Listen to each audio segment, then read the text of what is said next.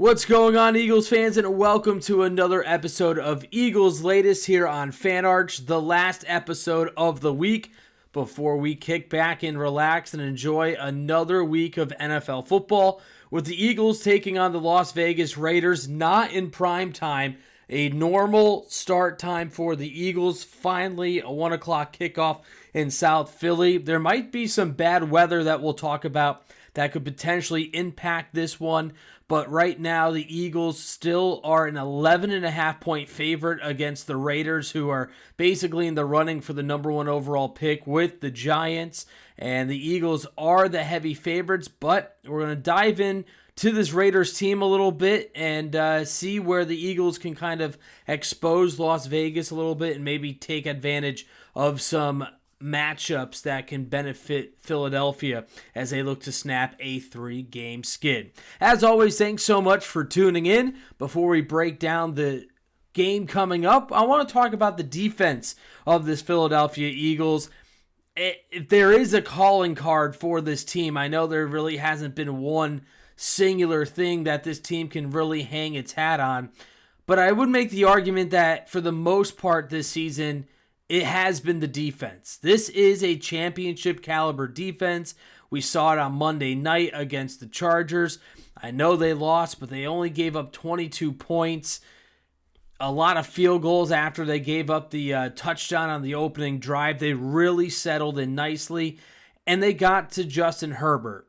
And I know that the Chargers have a really bad offensive line, but the Eagles are without Jalen Carter, and a lot of different players stepped up. And that's what I thought was really cool about this game, is that for the Eagles, it was all hands on deck. Jordan Davis, yes, obviously in the middle, but maybe something you didn't realize watching it live was that Brandon Graham was starting and playing at defensive tackle on drives, and not just either runs or on passes. He was in there no matter what. And Vic Fangio mentioned yesterday that that was probably the first time in BG's career that he has lined up as a defensive tackle, and he did a good job.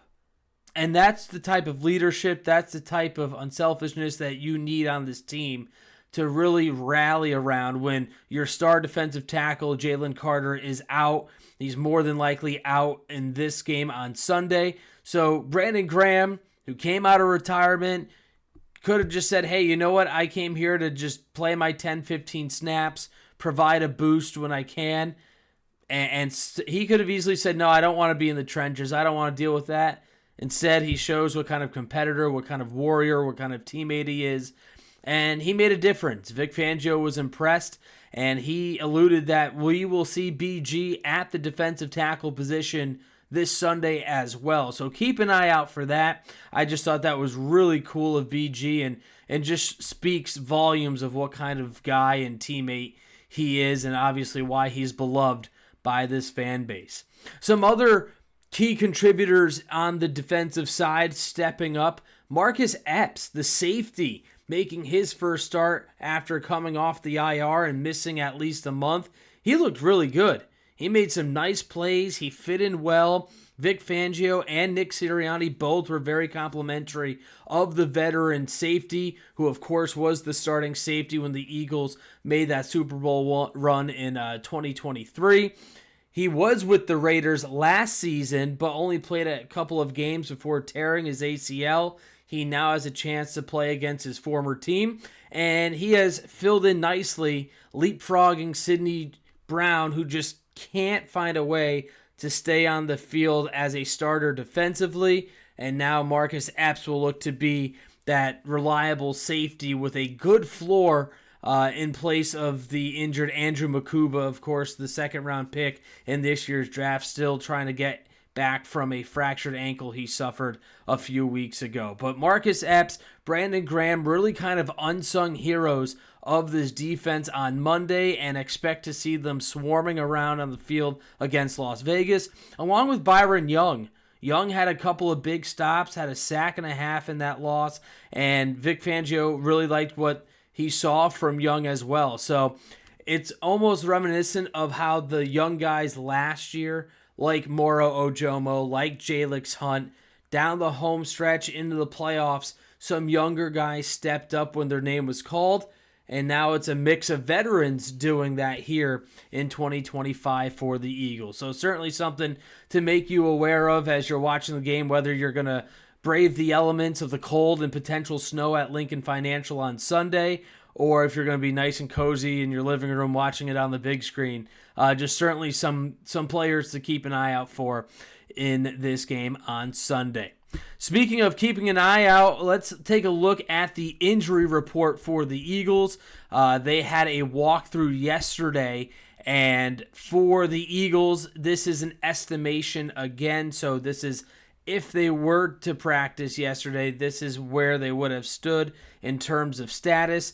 Of course, we know Jalen Carter, Lane Johnson not participating. Landon Dickerson got a day off yesterday to rest that calf that he injured on Monday night, and with the short week, that makes sense. Fred Johnson popped up with a limited participant tag. He's dealing with an ankle injury, so again, this offensive line just dealing with dinks and bumps and bruises and just really can't get fully healthy. But now this late in the season, really nobody is fully healthy.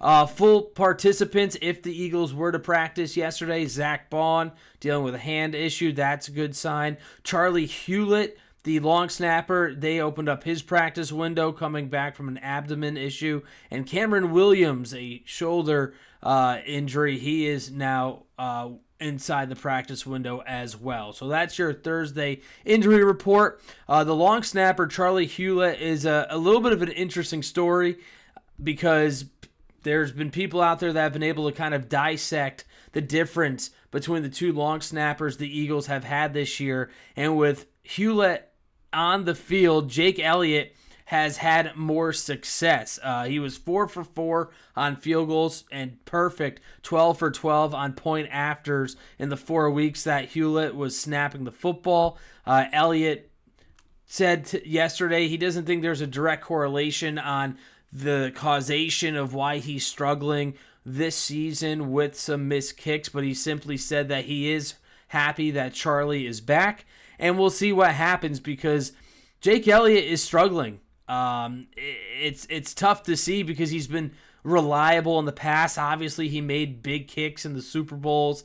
He's made big kicks in the past, but over the last 2 seasons, among 42 qualified kickers, Jake Elliott is 37th in field goal percentage. He's making just 77.2% of his kicks, 42nd in 50-plus make percentage at just 36%, being 5 of 14 from 50 and beyond. Not that good, especially with how we've seen field goal kickers really extend their range, especially with these new footballs that the coaching staff of the Eagles have mentioned and brought up all throughout the year. There is a little difference with these new kicking footballs that the league introduced, and the fact that Jake Elliott has not found as much success from 50 yards and beyond is certainly something that could be a cause of concern moving forward late when the team needs a field goal to go up late or to win a game. So we'll see how Jake Elliott bounces back. He did miss a field goal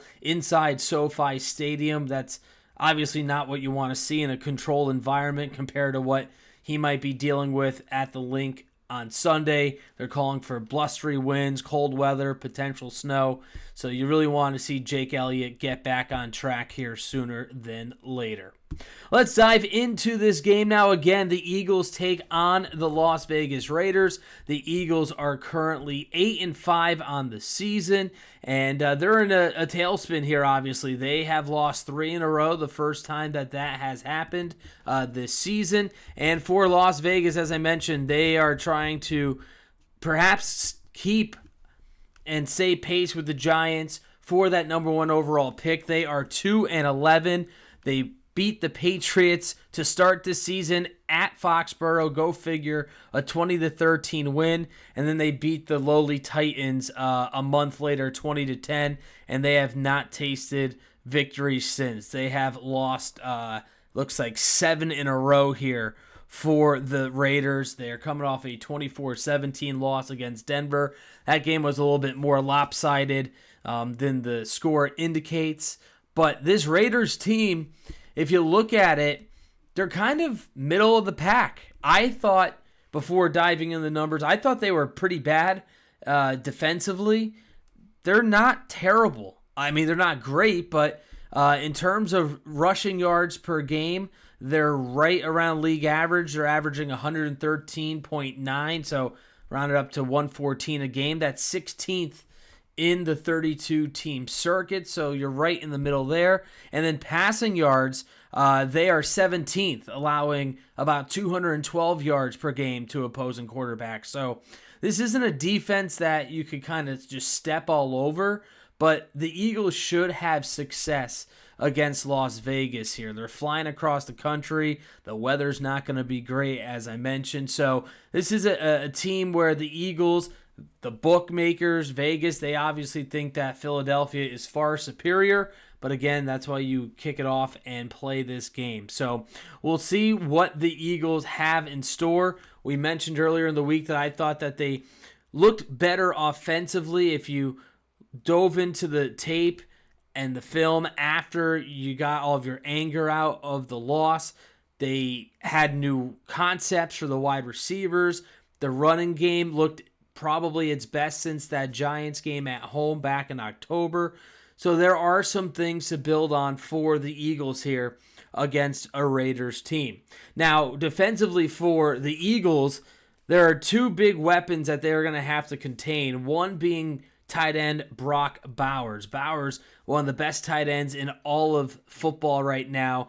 And what I found interesting was they've stopped using him in the slot, which is where he has thrived in his young career. So if they put him in the slot, you're looking at Brock Bowers versus Cooper DeJean, which will be a really, really fun matchup to watch. I mean, if you haven't seen Brock Bowers play, pull up some highlights, pull up some Raiders condensed games. He is very easy to spot, very athletic, good route runner, great hands, and he could be a problem for the Eagles, but this Philadelphia team does have really, really good linebackers. So I think that they are positioned well to combat the athleticism that Bowers will bring from that tight end position, but certainly a matchup to watch, no doubt about that. Another one is Ashton Jeanty, the rookie running back that the Las Vegas Raiders took early in this year's draft. It's been an up and down year for the rookie out of Boise State, according to NFL or Next Gen NFL Stats, Jeanty has been actually contacted behind the line of scrimmage at the 8th highest rate this season at nearly 51%.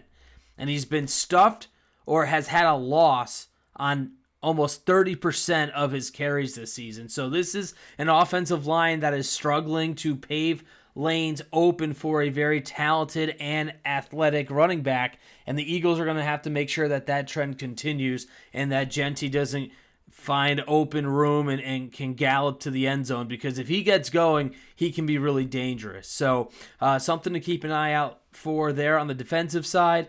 They have done a decent job stopping the run this season. Obviously, they've had a couple of hiccups here and there. I know on Monday night they allowed Justin Herbert to actually run for 66 yards, which is kind of uncharacteristic for the Eagles. They've been kind of bottling up the running game. That's exactly why they were starting to feel pretty good about themselves against Green Bay and Detroit. They did a good job keeping some of the best running backs at bay, but they're going to have to try and keep this rookie Jeanty in line as well. Of course, you have to worry about Max Crosby on the defensive end for the Las Vegas Raiders. He leads the NFL tackling opposing ball carriers for a loss or no gain with 22 of those such tackles this season. He is a menace. He is one of the best defensive ends in the league. The Raiders are going to try and do everything they can to keep that man, but yeah, he is a game wrecker. So certainly another person to keep an eye out for and something to watch, especially of who's going up against Max Crosby and see how they hold up and make sure that he doesn't disrupt Jalen Hurts in the passing game and he doesn't stuff Saquon Barkley more times than not, as the Eagles will look to try and get the running game going in what could be a really cold weather day. So last but not least here, we are going to talk about our game prediction and score prediction come Sunday. Again, the Eagles are an 11.5 point favorite, but the Eagles have not covered many spreads lately. A lot of their wins and a lot of their games have been one-score affairs. I know a lot of people feel very confident in the Eagles right now, or I shouldn't say that, they actually don't, but the bookmakers feel confident that the Eagles can turn this thing around and kind of take it to the Raiders and have one of those feel-good, get-right games against a much inferior opponent. I tend to think that will happen as well. I know it feels like the world is all on their shoulders. I know fans are unhappy with the play of the offense. I know they're frustrated that it seems like nothing's really changing. But as I mentioned, if you really look at that All-22 film, there were some positives. And Jalen Hurts, I know it's hard to put the blinders on to 5 turnovers, the 4 interceptions. That is an outlier type game for Jalen Hurts. Even when he's not lighting up the scoreboard, even when he's not racking up the stats, he doesn't turn the ball over like that. So we'll see what kind of game plan that they implement against this Raiders team.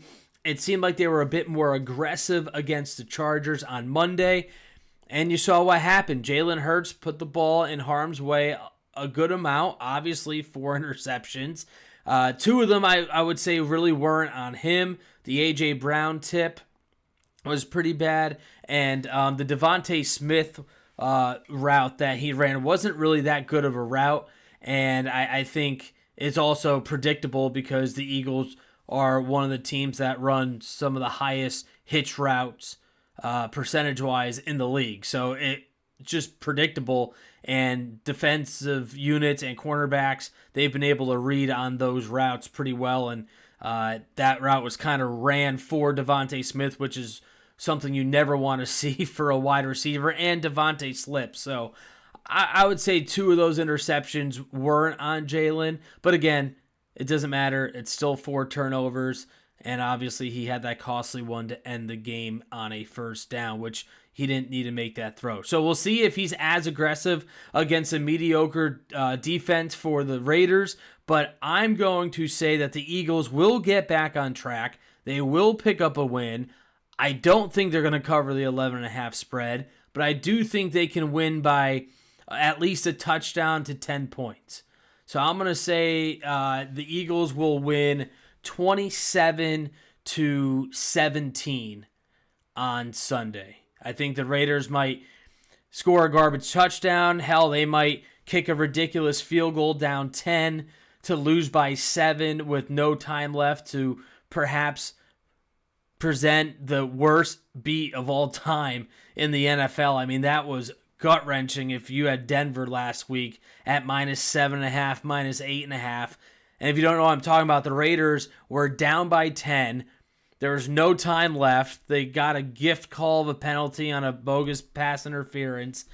And inexplicably, they decided to just kick a field goal as time expired to lose by 7.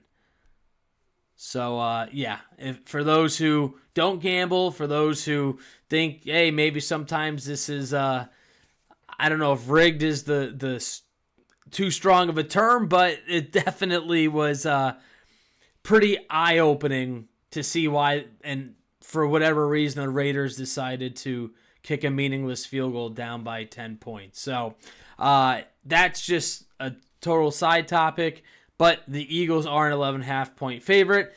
I don't really like that. I think the Eagles do win, though. They get back on track, and they start to get some momentum and start to feel good about themselves heading into the final 3 games of this regular season. So, again, my prediction, Eagles 27, Raiders 17, and the Eagles will get back in the win column and end this 3-game losing streak. So that will do it for this episode of Eagles Latest. As always, I thank you so much for tuning in. Again, please subscribe. drop a like. Loving the comments on some of the episodes this week. I love to interact with all you out there. Again, enjoy the game. If you're going, bundle up. It's going to be a cold one, but the Eagles should get back in the win column, and we'll talk about a win, hopefully, on Monday. Have a good weekend, everybody.